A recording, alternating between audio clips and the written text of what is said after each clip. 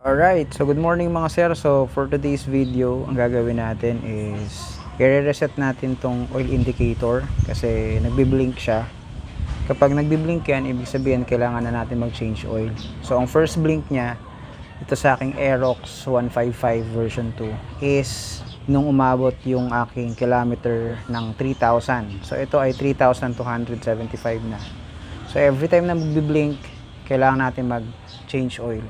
Pero kasi itong sa akin, every 3,000 nagbi-blink. So, ang ginagawa ko is every 1,000 km. So, ngayon, ang problema is, nagbi-blink siya.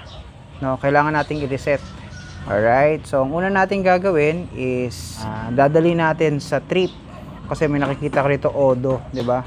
Odo yan. So, lalagay natin sa trip. Para natin malagay sa trip, kailangan nating, ito, yung menu dito, ipipress lang natin hanggang mapunta tayo sa blink. No? So, pe-press ko na.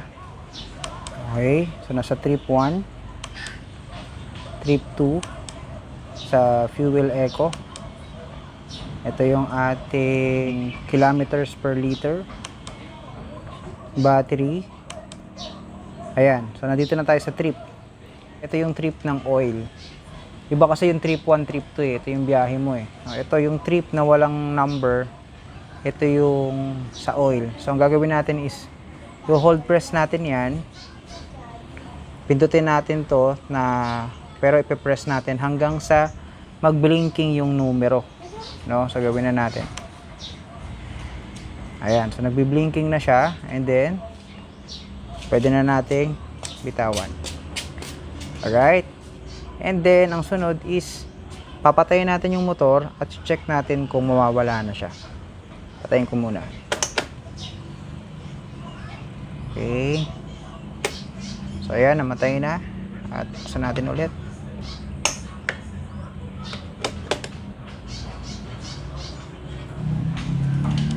Ayan. So, nakita nyo, 0 na siya. Diba? 0 na yung ating oil. Yun lang. Ganun lang kasimple.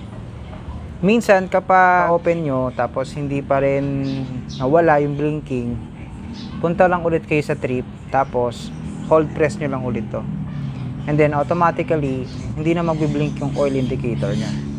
Alright? Yun lang yung video na to. So, kung nakatulong sa inyo yung video na to, please like and subscribe to my channel for more videos about Aerox. Thank you so much. Bye-bye.